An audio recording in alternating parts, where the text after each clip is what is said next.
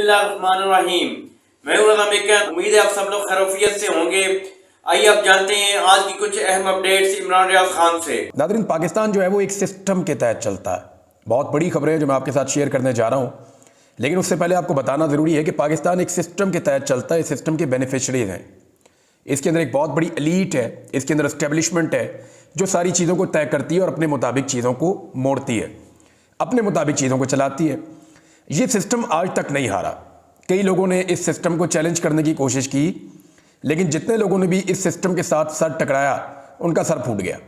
जितने लोग भी इस सिस्टम के सामने आकर खड़े हुए वो कुचले गए।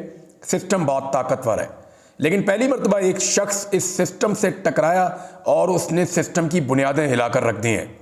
आज सिस्टम को पहली मर्तबा बहुत बड़ी शिकस्त हुई है। ये क्या शिकस्त है मैं आपके साथ शेयर करता हूं फैक्ट्स के साथ। यानी ये पाकिस्तान दो टुकड़े हो गया, लेकिन ये सिस्टम नहीं हारा। पाकिस्तान का आम आदमी बार बार हारा, ये सिस्टम नहीं हारा।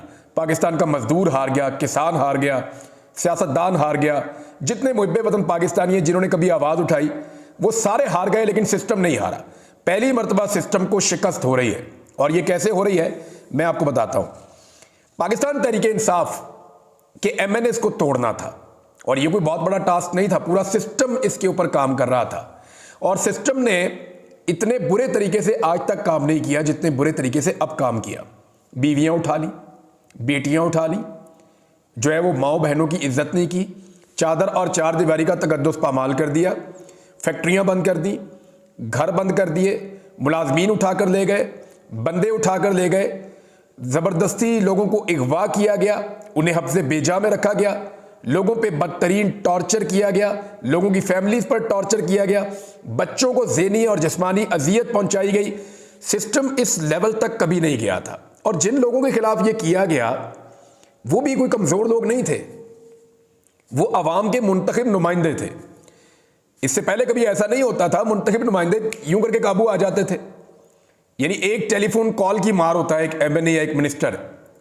ये बेचारे तो भेड़ बकरियों की तरह कभी इधर से भगाओ उधर भाग जाते हैं, उधर से करो उधर भाग जाते हैं। तो जिधर आप बिठाएं अच्छे बच्चों की तरह बैठ भी जाते हैं। लेकिन पहली मर्तबा ऐसा हुआ कि MNAs काबू नहीं आ रहे थे। और MNAs चाहिए कितने थे? टोटल 10-12 MNAs चाहिए थे, और 10-12 MNAs तो हो जाने चाहिए थे।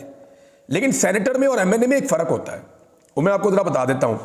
हुकूमत के पास 6 से 7 सेनेटर कम थे, हुकूमत के पास 10 से 12 MNAs कम थे। मैं ज़रा थोड़ा सा फ्लेक्सिबल कर रहा हूँ, एग्जैक्ट नंबर मुझे पता है, लेकिन थोड़ा सा मार्जिन में रख रहा हूँ। तो सेनेटर्स का मामला यह है कि वो इलेक्शन लड़कर नहीं आते। ये मैं आपको क्लियर बता दूँ। सेनेटर्स जो है वो ज़ाती ताल्लुकात की बुनियाद पे, सियासी लीडरशिप के साथ ताल्लुकात की बुनियाद पे, या एस्टेब्लिशमेंट और सिस्टम के अंदर उनकी एक अच्छी बातचीत होती है, उस बुनियाद पे सेनेटर जो है वो अवामी वोट के बगैर, जो अवामी मुंतखब नुमाइंदे हैं उनके साथ गेम करके वो सेनेट में आ जाते हैं। उन्हें पब्लिक के पास नहीं जाना पड़ता। सेनेटर को जाके घर घर दरवाजे दरवाजे पे गली गली मोहल्ले मोहल्ले वोट नहीं मांगना पड़ता। सेनेटर जो है वो लोगों के वोट का मोहताज नहीं होता। तो इसलिए सेनेटर इस बात को इतना समझते नहीं है, और उनको खरीदना उतना मुश्किल नहीं होता। अगर आप एक बड़ी अमाउंट लेकर बैठ जाएं, जैसे कि 100 करोड़ की आजकल बात हो रही है, तो सेनेटर खरीदे जा सकते हैं। पाकिस्तान तहरीक इंसाफ के 2 से 3 सेनेटर्स कंप्रोमाइज हुए, जिनमें खातून सेनेटर भी हैं, एक खैबर पख्तूनख्वा से हैं, और एक और सेनेटर का भी नाम आ रहा है, गालिबन वो भी खैबर पख्तूनख्वा से हैं। तो 3 सेनेटर्स कंप्रोमाइज हुए, और उन तीनों को यकीन है कि शायद दोबारा उन्हें पाकिस्तान तहरीक इंसाफ सेनेट में इलेक्शन लड़ने के लिए टिकट ना दे। हो सकता है वो दोबारा सेनेटर ना बने, तो क्यों ना वो अपनी जिंदगी बना लें 100 करोड़ से, लेकिन वो भी बहुत मुश्किल है। वो इसलिए मुश्किल है कि लोग जीना हराम कर देंगे। ये पाकिस्तान में रहे, पाकिस्तान के बाहर दुनिया में कहीं पे भी रहे, हर तरफ पाकिस्तानी मौजूद हैं, और पाकिस्तानी आकर इनको बताएंगे कि आप लोगों ने गद्दारी की, आप लोगों ने आइन के ऊपर हमला किया, और आप लोगों ने पैसे की खातिर अपने ईमान को बेचा है। फजल रहमान साहब के साथ ये हुआ। बाकी जमातों के सेनेटर तोड़ने की, जोर लगाने की कोशिश की जा रही है। लेकिन MNAs ने क्योंकि जाना होता है पब्लिक के पास, उन्हें ये पता चल गया जी पहले तो हमें एस्टेब्लिशमेंट इलेक्शन जितवा देती थी, पहले तो एक टेलीफोन कॉल आती थी, हमें इलेक्शन जितवा दिया जाता था। अब वो वाली मौजें नहीं है। सारे के सारे MNAs जो जीत कर आए हुए हैं हुकूमती जमातों के, वो सूली पे टंगे हुए हैं। करोड़ों रुपया लगा के उन्होंने इलेक्शन लड़ा और इलेक्शन हार गए सारे। को 15-20 इलेक्शन वो जीते हुए हैं, बाकी सारे ही हारे हुए हैं। अब जो इलेक्शन PMLN के, पीपल्स पार्टी के, MKM के लोग हारे हैं, वो उनको जाली फॉर्म 47 दिए गए कि जनाब ये जाएं, आप मेंबर असेंबली हैं। मामला ये है कि वो भी ये जानते हैं कि बार बार हमें फॉर्म 47 नहीं मिलना, हमने जाना पब्लिक के पास ही है, तो बेड़ा गर्क हो जाएगा। तो जो फॉर्म 45 के मुताबिक एमएनए बनकर पहुंच गए कौमी असेंबली में, उन्होंने तो पैसा भी नहीं लगाया। पीटीआई के लोग ना कंपेन की ना पैसा लगाया, सिर्फ ये बताया कि मैं इमरान खान का उम्मीदवार हूं। लोगों ने इतने ठप्पे मारे और अजीब अजीब निशानों पे मारे, लोगों ने जिता दिया।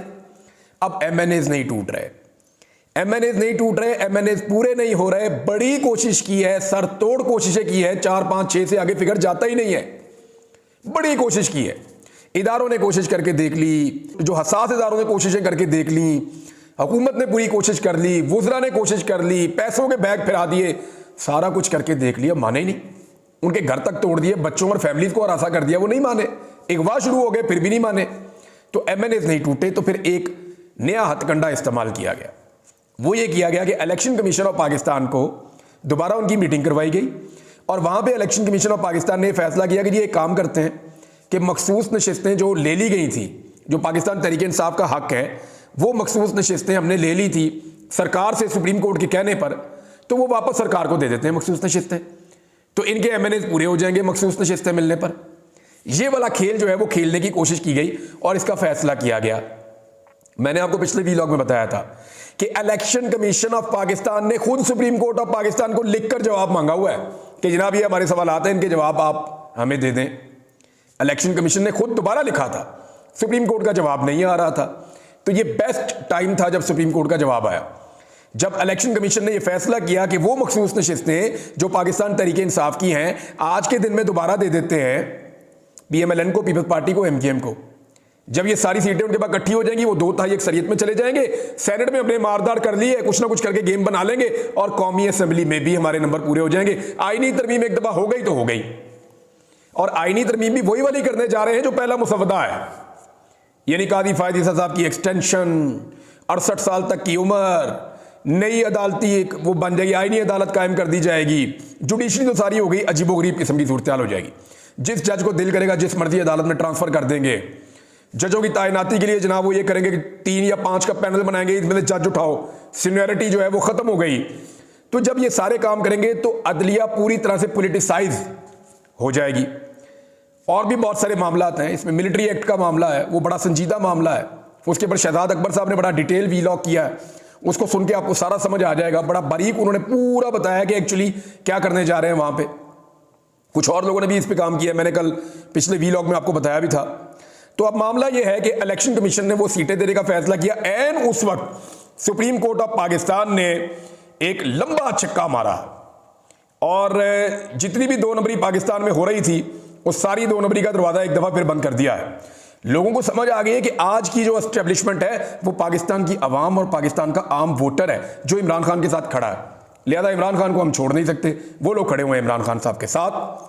अब इलेक्शन कमीशन ने धांधली से सीटें देने की कोशिश की, मखसूस नशिस्तें जो पीटीआई की हैं हुकूमत को, ताकि वो आईनी तरमीम कर ले। तो सुप्रीम कोर्ट ऑफ पाकिस्तान ने ये जो मुख्तसर हुक्मनामा है, इसके तहत अब सुप्रीम कोर्ट ने बहुत क्लियर कर दिया है कि किसी भी सूरत इलेक्शन कमीशन ऑफ पाकिस्तान ये नहीं कर सकता। इसके बाद इरफान सिद्दीकी साहब निकले हैं बाहर।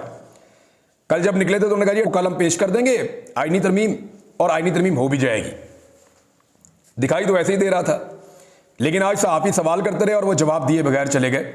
वो काफ़ी ज़्यादा मायूस थे सुप्रीम कोर्ट ऑफ पाकिस्तान से। जो सवालात पूछे इलेक्शन कमीशन ने, जब उनका जवाब उन्होंने दिया तो वो काफ़ी ज़्यादा मायूस थे।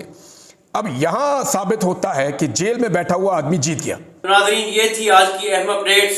इसी के साथ अपने मेज़बान रज़ा मेकन को इजाज़त दीजिए। अल्लाह हाफिज़।